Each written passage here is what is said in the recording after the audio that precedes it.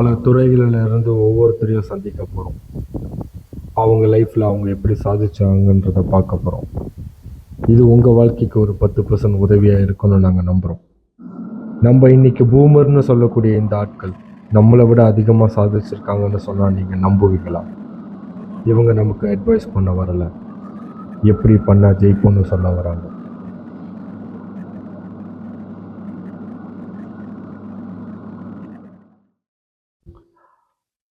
வணக்கம் சார். உங்கள் பயோகிராஃபியை பார்க்குறப்போ HR, ப்ரொடக்ஷன் எக்ஸிக்யூட்டிவ், பிஸ்னஸ் அட்வைஸராகவும் இருக்கீங்க. ஒரு மேனுஃபேக்சர் கம்பெனியை ரன் பண்ண என்னென்ன ஸ்டெப்ஸ் முதல்ல எடுக்கணும்?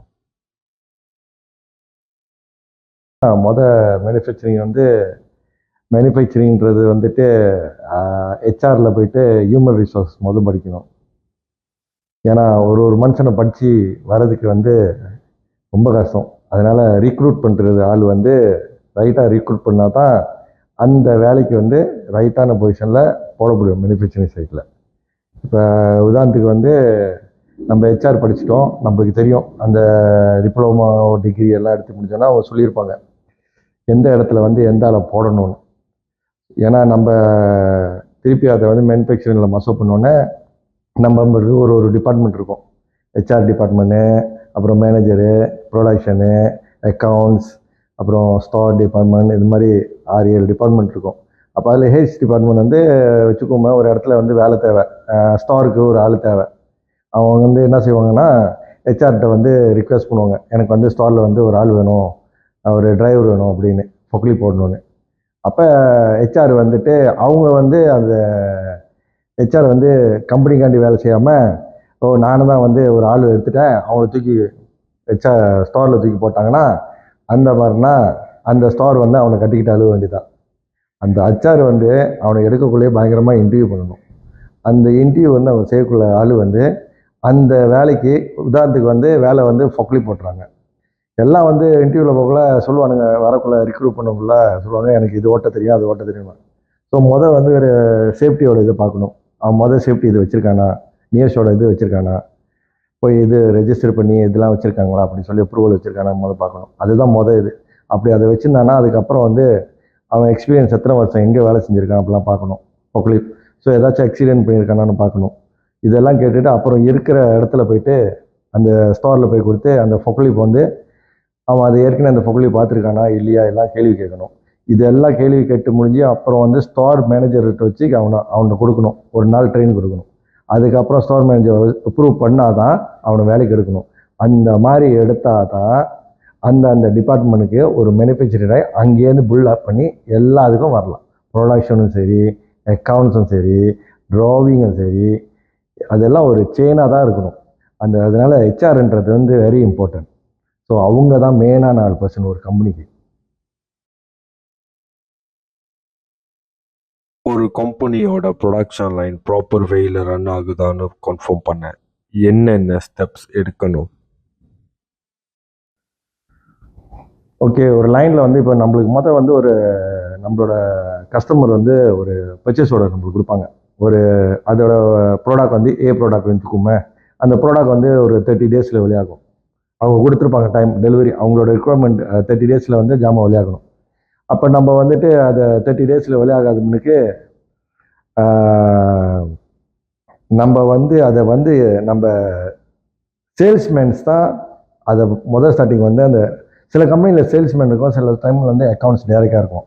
இப்போ உள்ள காலகட்டத்துக்கு சேல்ஸ்மேனு இருக்குது, சில கம்பெனி வச்சுருக்காங்க, சில கம்பெனி இல்லை, டைரெக்டாக இமெயில் வந்துடும் அக்கௌண்ட்ஸ் டிபார்ட்மெண்ட்டுக்கு, பர்ச்சேசிங் டிபார்ட்மெண்ட்டுக்கு இமெயில் வந்துடும். ஆனால் அவங்க அந்த இமெயிலை எடுத்துகிட்டு அவங்க அதை டிசைட் பண்ணக்கூடாது, நான் 30 நாளில் செஞ்சுருவேன் அப்படின்னு. அவங்க அதை ஸ்டோர் டிபார்ட்மெண்ட், ப்ரொடக்ஷன் மேனேஜர், அப்புறம் இந்த எந்த சம்மந்தப்பட்ட அந்த ஜாமாவோ அந்த டிபார்ட்மெண்ட்டோட மேனேஜர்கிட்ட உட்காந்து, இல்லை பெரியவங்க, அப்படி மேனேஜர் இல்லைன்னா சூப்பர்வைசர்ஸ், அவங்கள்ட்ட கேட்டுட்டு தான் அந்த டெலிவரியை கன்ஃபார்ம் பண்ணணும். அவங்கள கேட்காமலே பர்ச்சேசிங் சைடில் 30 டேஸில் நான் அவனுக்கு கொடுத்துருவேன்னு சொல்லிட்டாங்கன்னு வச்சுக்கோங்களேன். நாளைக்கு அந்த ஜாமான் ஸ்டோரில் இல்லை, அப்போ அந்த ஜாமான் வாங்கினாங்கன்னா ரிக்வெஸ்ட் பண்ணி வேறு ஒரு டிபார்ட்மெண்ட் ஸ்டோர் இதை போய் வாங்கும். அப்போ அது வாங்கி திடீர்னு டிலே ஆச்சுன்னா அப்போ அந்த மாதிரி ஜாமான் ஆன் டைமில் டெலிவரி பண்ணுமா? ஸோ அதனால் பர்ச்சேஸோட வரக்குள்ள கஸ்டமர்கள் அதை டிஸ்கஸ் பண்ணணும். இத்தனை நாளில் செஞ்சு முடிக்க முடியுமான்னு.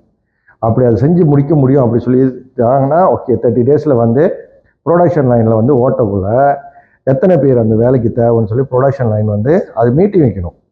அந்த பர்ச்சேஸோட வந்தோன்னா மீட்டிங் வைக்கணும். எல்லா டிபார்ட்மெண்ட்டும் உட்காந்து மீட்டிங் வைக்கணும். ஸ்டாரில் பர்ச்சேசிங் அவங்க எல்லாமே உட்காந்து மீட்டிங் வைக்கணும். அவங்க எல்லாம் உட்காந்து மீட்டிங் வைக்கக்குள்ள சம்மந்தப்பட்டவங்க ஓகே மெட்டீரியல் இருக்கா, இதை ஓட்ட முடியுமா, ஓகே மெட்டீரியல் ஓட்டியாச்சு.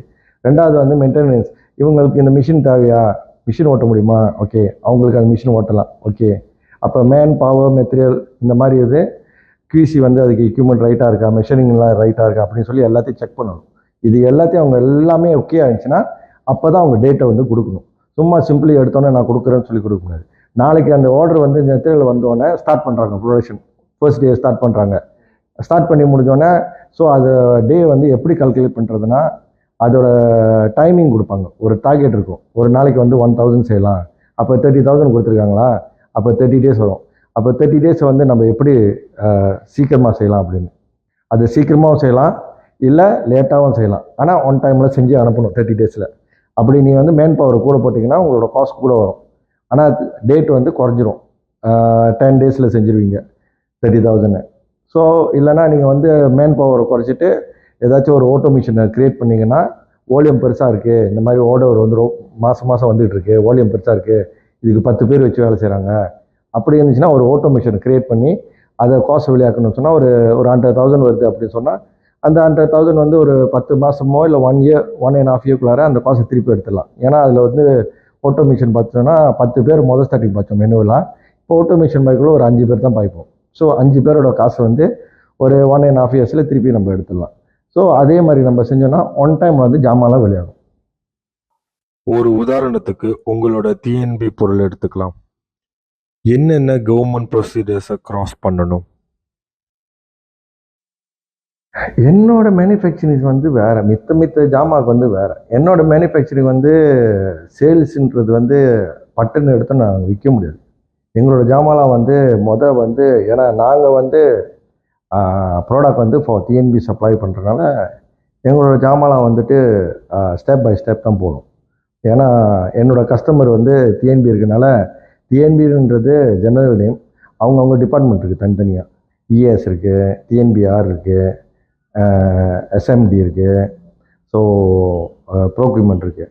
ஸோ இந்த மாதிரி அவங்கவுங்க டிபார்ட்மெண்ட்டுக்கு வந்து அவங்கவுங்க ஜாப் போவாங்க. ஸோ ஸ்டார்டிங் வந்து ஒரு ஜாமான் வந்து நான் எடுத்துகிட்டு வரேன், ஒரு சாம்பிள் சேல்ஸ் பண்ண போகிறேன் புது ப்ராடக்ட். நான் ES வந்து அவங்க ESன்றது வந்து இன்ஜினியரிங்களா.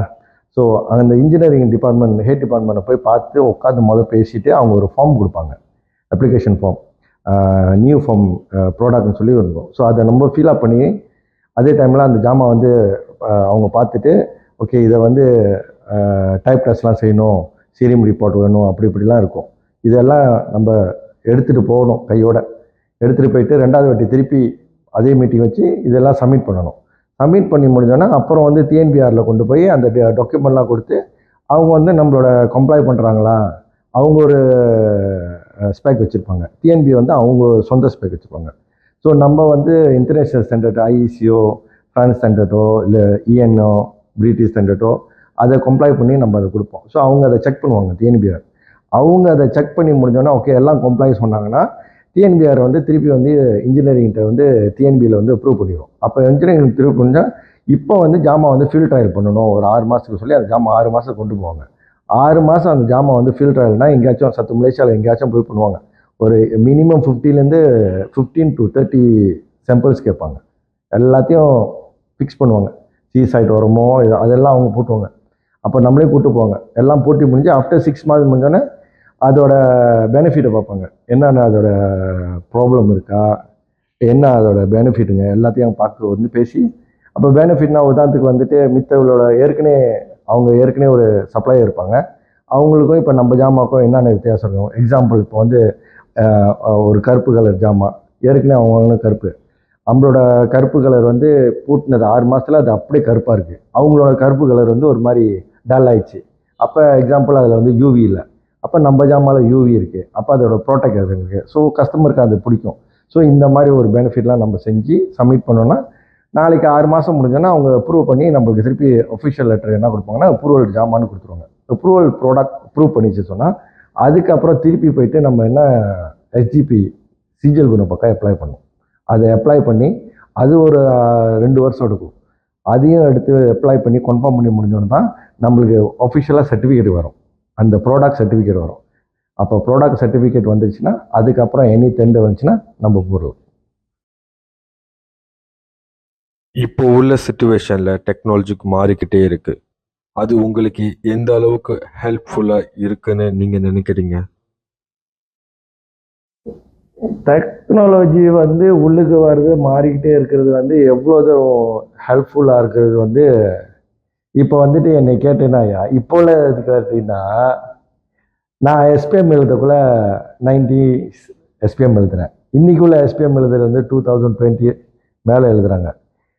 எக்ஸாம்ன்றது ஒன்று, ஆனால் அங்கே என்ன சொல்லுவாங்கன்னா அந்த ரிசல்ட்டோட எவரேஜ் எக்ரிட் வச்சுருக்காங்களே 80 ஏ கிடச்சிரும். நாங்களாம் படிக்கக்குள்ள 95க்கு மேலே தான் ஏ, அந்த மாதிரி 90 வந்து ஏ, ஓகே, A1 A2 தான் இருந்துச்சு.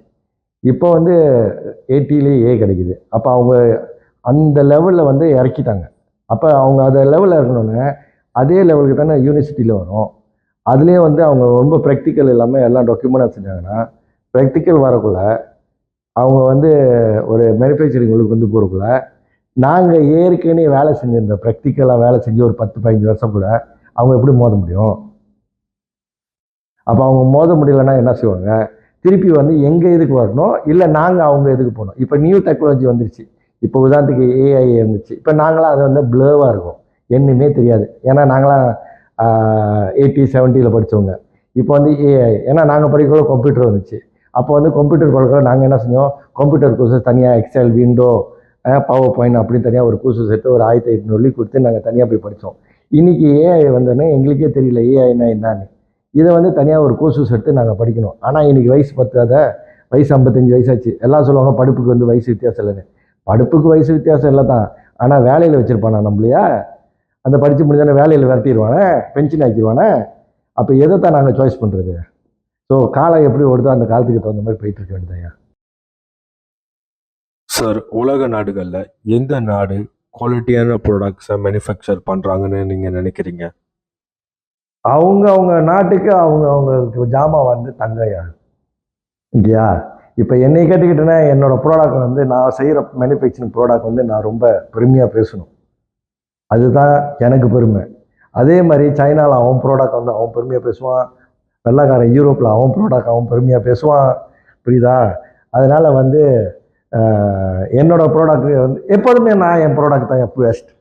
நான் யாருக்கு கொண்டு வந்தாலும் பேசுவேன். சார், ஒரு பொருளை தயாரிச்சதுக்கு அப்புறம் அதோட லாஸ்ட் ஸ்டேஜில் என்ன செய்யணும்?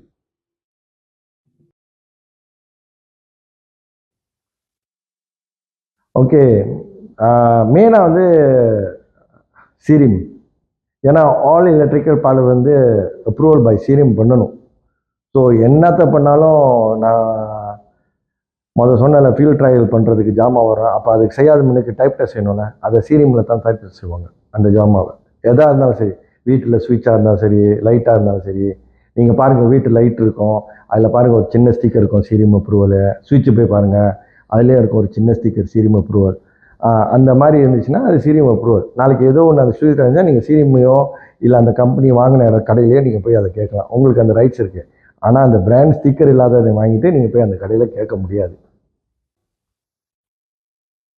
உங்களோட இனிஷியல் ஸ்டேஜ் மேனுஃபேக்சரிங்கில் என்னென்ன சேலஞ்சஸ் ஃபேஸ் பண்ணியிருக்கீங்க?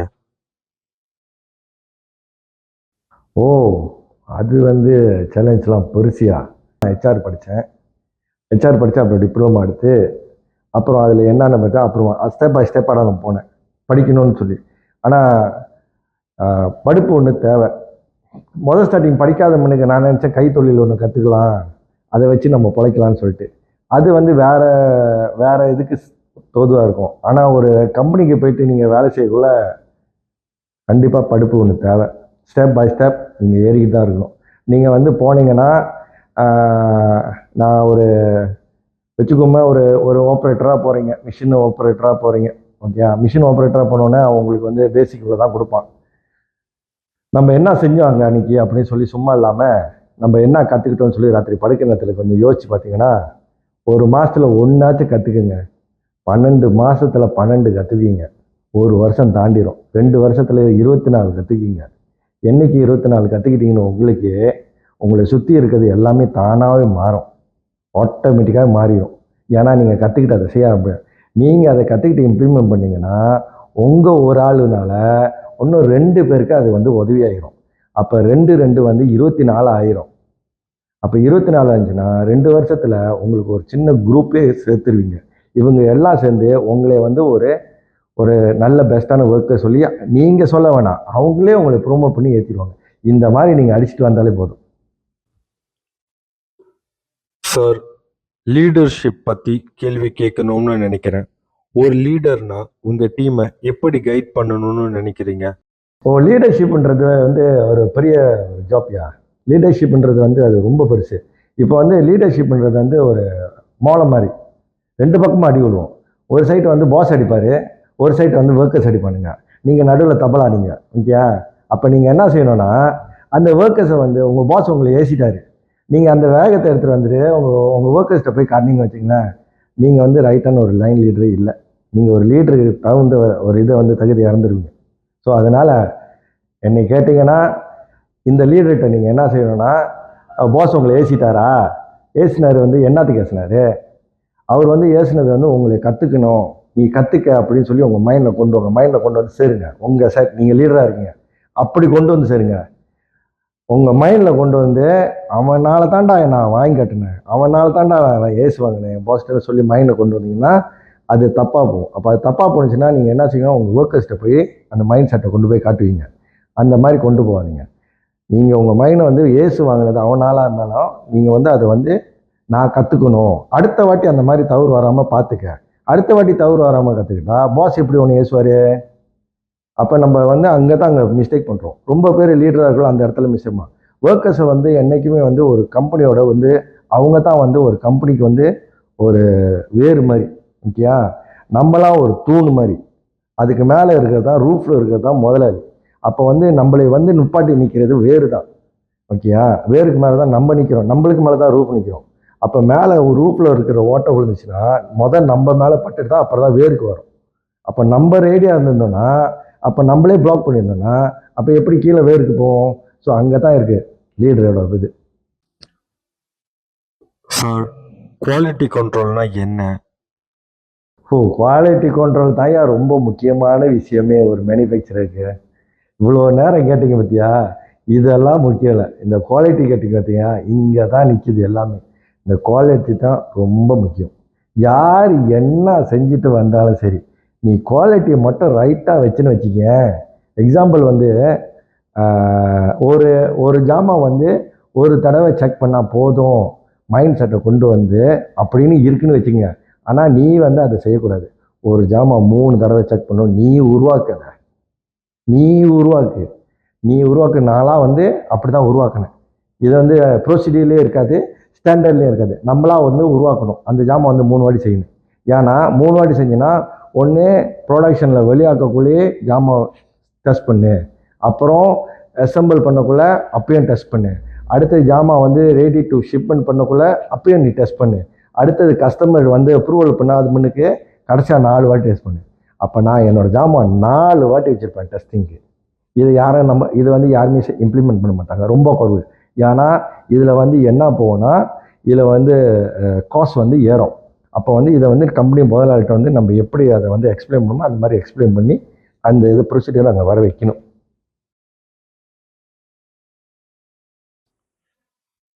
சார், என்வாயர்மெண்ட்டை பாதிக்கிற வகையில் நிறைய மேனுஃபேக்சரிங் கம்பெனிஸ் இருக்குது. இதை பற்றி உங்கள் பார்வை என்ன? அதை எப்படி கையாளணும்? இருக்கியா, ரொம்ப கம்பெனிங்க இருக்குது. ஆனால் மித்த கம்பெனி மேலே புண்ணியம் பண்ணுறது நம்ம கம்பெனியில் வந்து இப்போ ஒரு ஜாமான் நம்ம வாங்கக்குள்ள அதோட ஸ்டாண்டர்டோட எஸ்ஓபின்னு சொல்லுவாங்க, ஓகேயா. ஸ்டாண்டர்ட் ஆப்ரேஷனோட இது வாங்கிட்டோன்னு சொன்னால், இல்லைனா ஸ்பேக்குன்னு ஒன்று இருக்கும். அப்போ அது எல்லாம் நம்ம வாங்கணும்னு சொன்னால் அதில் எழுதியிருக்கோம் இந்த ஜாமான் வந்து நீ வந்து எப்படி ரீசைக்கிள் பண்ணுறதோ, இல்லை இந்த ஜாமான் எரிக்கக்கூடாது, இல்லை நெருப்பில் போடக்கூடாது, வெயிலில் வைக்கக்கூடாது, தண்ணி படக்கூடாது, அதில் எல்லாம் எழுதியிருக்கும். இது எல்லாம் நம்ம படிக்கணும். அதை படிச்சுட்டு தான் அந்த ஜாமான் நம்ம வாங்கணும். அதை இம்ப்ளிமெண்ட் பண்ண முடியுமா இல்லையா நம்ம பாய்க்கிற இடத்துல? அப்படி அது நம்மளுக்கு உண்மைன்னா இல்லைன்னு சொன்னால் நீ அதை வாங்கக்கூடாது. சார், என்வாயன்மெண்டலை பாதுகாக்க கவர்மெண்ட் டிபார்ட்மெண்ட்ஸ் இன்ஸ்பெக்ஷன் வராங்களா? நியோஷ் இருக்குது, அப்புறம் ஆலம்ஸ்கிதா இருக்குது. நியோஷ் ஆலம்ஸ்கிதா வந்து 6 மாதத்துக்கு ஒரு வாட்டி வருவாங்க, கண்டிப்பாக வருவாங்க. அவங்க எப்போ வருவாங்க எப்படி வருவாங்கன்னு சொல்லலாம் மாட்டாங்க. கேட்டை வந்து திறக்கலைன்னா நான் வந்து போலீஸை கூட்டிகிட்டு வந்தால் திறப்பான் அப்படின்வான். ஸோ உள்ளுக்கு திறந்தோன்னா அவன் ஒரு உள்ளுக்கு வந்து ரிப்போர்ட் புக்கு வச்சுருப்பாங்க. இப்போ ஏகம்லாம் எங்களுக்கு மோஸ்ட் தட்டி தெரியாது, உள்ளுக்கு பூந்தானுங்க. அப்புறம் தான் அவங்க ஒரு புக்கு வச்சுருப்பாங்க. பார்த்தா சும்மா வரமாட்டாங்க. நம்ம கம்பெனிலேருந்து யாராச்சும் ஒரு ஆள் நியோஸை போய் பழகணும், ஒரு ஆள் அந்த கூசூஸ் போகணும், அந்த கூசூஸில் அட்டன் பண்ணிட்டு வந்தவங்க எடுத்துகிட்டு வந்து திருப்பி கம்பெனியில் அது எல்லாத்தையும் இம்ப்ளிமெண்ட் பண்ணணும். அப்போ தான் கும்பலில் வந்து எல்லாத்துக்கும் தெரியும் நியோஸ்னா என்ன, சேஃப்டினா என்ன. அதே மாதிரி தான் ஜேகேபியும் ஆலம்ஸ்கிதாவும் அதே மாதிரி தான். அவங்களும் அதே மாதிரி தான் வந்து கூசூஸ் போயிட்டு என்னன்னு வச்சுருக்கணுங்க. இது ரெண்டுத்துக்கும் கூசூஸ் அனுப்பி ஆகணும். ஒரு ஸ்டாஃபை வந்து மெயின்டெனன்ஸ் சைட்லேருந்து இல்லைன்னா யாராச்சும் ஒரு ஆள் சைட் டிபார்ட்மெண்ட்லேருந்து கண்டிப்பாக அனுப்பணும். என்னை கேட்டிங்கன்னா அது வந்து போகிற ஆள் வந்து மேனேஜராக தான் இருக்கணும், தவிர கீழே இருக்கிற ஒர்க்கர்ஸாக இருக்கக்கூடாது. சார், ஆட்டோமேஷனோட பெனிஃபிட்டை பற்றி கொஞ்சம் சொல்ல முடியுமா? ஆட்டோமேஷன் வச்சுக்கிறது வந்து ரொம்ப நல்லது. ஓகேயா? மெயினாக வந்து ஆட்டோமேஷன் வச்சுருக்கிறது வந்து நம்மளுக்கு வந்து என்ன சொல்லுவேன்னா தவறு செய்யாது. ஓகே, எக்ஸாம்பிள் வந்து ஏபிசிடின்னு வந்து செட் பண்ணிடுவோம். அங்கே ஒரு பிஎல்சிபி ஓட்டை வச்சு ஒன்று செட் பண்ணிடுவோம் ஆட்டோமேஷனில். அப்போ அது ஏ முடிஞ்சோன்னு பி செய்யும், பி முடிஞ்சோன்னு சி செய்யும், சென்சர் இருக்கும், டைமர் இருக்கும், எல்லாமே அங்கே வச்சு பூட்டிடுவோம். அப்போ ஏ முடிஞ்சோன்னு பி செய்யும், பி முடிஞ்சோன்னு சி செய்யும், சி முடிஞ்சோன்னு டி செய்யும். அதுதான் ஆட்டோமேஷன். அதே மனுஷன் ஹியூமன் செஞ்சோன்னா ஹியூமன் ஏர் அங்கே வர்றதுக்கு வாய்ப்பு இருக்குது. ஓகேயா? ஸோ ஆட்டோமேஷன் கேட்டிங்கன்னா இந்த மாதிரி ஹியூமன் ஏர் வரும். அதே சமயத்தில் ஆட்டோமேஷன் நம்பர் 1 பெஸ்ட் ஆயிரும். ரெண்டாவது, மேன் பவரை குறைக்கலாம். இன்றைக்கி உள்ள சேலரி வந்து 1700 எழுது, நாளைக்கு 2000 வந்துச்சு. மேனுஃபேக்சர் என்ன செய்ய போகிறான்? ஒர்க்கர்ஸை குறைக்க பார்ப்பான். ஸோ நாளைக்கு அவன் என்ன கொண்டு வரான்? திருப்பி இந்த மாதிரி ஆட்டோமேஷனு இல்லை ஏதாச்சும் கொண்டு வந்து ரோபோட்டிக் ஆர்ம் இல்லை ஏதாவது கொண்டு வந்து இம்ப்ளிமெண்ட் பண்ணுவான். ஸோ இதே தான் அங்கே நடக்க போகுது. ஸோ அது நடக்காத மனுக்கு இவங்க ப்ரிப்பேராக இருந்தாங்கன்னா automation is the best. Sir, இப்போ இருக்கிற மலேசியன் ஒர்க்கர்ஸை பற்றி உங்களோட அபிப்பிராயம் என்ன அண்ட் உங்கள் அட்வைஸ்? 2 முதலாளி இருக்கான். எக்ஸாம்பிள், ஓகே, 2 முதலாளி, ஏ முதலாளியும் பி முதலாளி இருக்கான். ஏ முதலாளி வந்து சொல்கிறான், எனக்கு வந்து அவுட்புட் ரொம்ப வேணும், ஆனால் என் போக்கையில் காசு கூட போடணுன்னுவான். என் ஒர்க்கர்ஸ் பற்றி எனக்கு கவலை இல்லை, இது உனக்கு சம்பளத்தை நான் கொடுத்துட்டேன், உனக்கு இதான் 8 சம்பளம், எனக்கு வந்து ஜாமான் 5000 வேணும்னுவான். ஆனால் இன்னொரு முதலாளி என்ன சொல்லுவார்?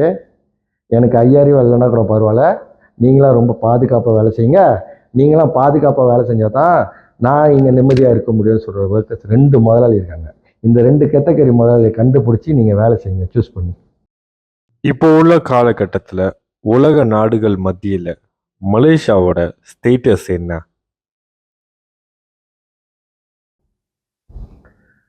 இப்போ வந்துட்டு மலேசியா வந்துட்டு ஆக்சுவலாக வந்து ஹைடெக் போயிட்டுருக்கு. Okay, hitech. சார், இந்த துறையில் இதுக்கப்புறம் நம்ம இந்தியன்ஸ் எந்த அளவுக்கு இருப்பாங்கன்னு நீங்கள் நம்புறீங்க? இதை வந்து என்னோட முடிஞ்சிடும். எந்த இந்தியன்ஸ்க்கு இதை சொல்லிக் கொடுக்கலான்னு பார்க்குறேன். அவங்களுக்கு நான் சொல்கிறது ராங்காக இருக்கா, இல்லை அவங்களால கற்றுக்க முடியலையா, அதனால் எனக்கு அது மட்டும் தான் ரொம்ப ரிக்ரெட்டாக இருக்கும். ஆனால் அவங்க ரொம்ப பேருக்கு நான் இந்த லைனில் இருக்கனால பெருமையாக சொன்னல, பெருமையாக தான் போய் சொன்னேன். அதனால் இதை வந்து கற்றுக்கிட்டாங்கன்னா செம்ம உண்டும். ஆனால் இன்ஜெக்ஷன் மோல்டிங் வந்து சைனீஸ் ஸ்லாட். என்ன காரணமாக இருக்கும்னு நினைக்கிறீங்க? கோப்பா பண்ண முடியல, யாரும் போய் படிக்கல. இந்த மாதிரி ஒரு கூசூஸ் இருக்கணும்னு முக்கால்வாசி பேருக்கும் தெரியாது. இன்ஜெக்ஷன் மோல்டிங்னா என்னன்னே தெரியாது. எல்லாம் கையில் ஃபோனை வச்சுருக்குங்க, எல்லா கையிலையும் ஹெட்ஃபோன் இருக்கும். இந்த பிளாஸ்டிக் எப்படி செய்கிறான்னு கூட தெரியாது, இது எங்கேருந்து வருதுன்னு கூட தெரியாது. ஆனால் பாய்ச்சி பேசுவாங்க, கீழே விழுந்தா உடஞ்சிச்சு, ஒன்று போய் ஒன்று வாங்கிக்கலாம் 10 வெள்ளி கொடுத்து, அது மட்டும்தான் தெரியும். ஆனால் அதை சொந்தமாக நம்ம செஞ்சால் நம்மளுக்கு செம்ம லாபம்னு யாருக்கும் தெரியாது. Sir, last question. இப்போ உள்ள ஸ்டூடெண்ட்ஸ்க்கு என்ன சொல்ல நினைக்கிறீங்க? இப்போ உள்ள ஸ்டூடெண்ட்ஸ்க்கு நான் ஒன்றே தான் சொல்லுவேன். நான் இன்றைக்கின்னு இல்லை, எப்போதும் என்ன சொல்லுவேன்னா, நீங்கள் போய் எந்த யூனிவர்சிட்டியில் படித்தாலும் சரி, எந்த பாலிடெக்னில் படித்தாலும் சரி, எந்த காலேஜில் படித்தாலும் சரி, அந்த குரூப் ஸ்டடின்னு சொல்லி உங்களுக்கு கொடுக்குறாங்க பார்த்தீங்களா, அவங்களாம் ஒன்றும் சும்மா உங்களுக்கு கொடுக்கல. அந்த குரூப் ஸ்டடியில் 5 பேரோ இல்லை 8 பேர் இருப்பீங்க, மினிமம் 6 பேர் இருப்பீங்க. அந்த 6 பேர் வந்து நீங்கள் கடைசி வரைக்கும் போவீங்க, டிப்ளமா வரைக்கும் போவீங்க வச்சுக்கோங்க. அந்த அந்த அவங்களோட கான்டாக்டை வந்து லூஸ் பண்ணிடாதீங்க. நீங்கள் நாளைக்கு அந்த யூனிவர்சிட்டியில் டிகிரி எடுத்து முடிஞ்சு வெளியே ஆகணும்னாலும் அந்த கான்டாக்ட் லூஸ் பண்ணாதீங்க. ஏன்னா நீங்களாம் வெளியாகி முடிஞ்சோடனே அவன் அதை படித்த வேலையில் செய்கிறாங்கன்னு சொல்லி உறுதியாக சொல்ல முடியாது.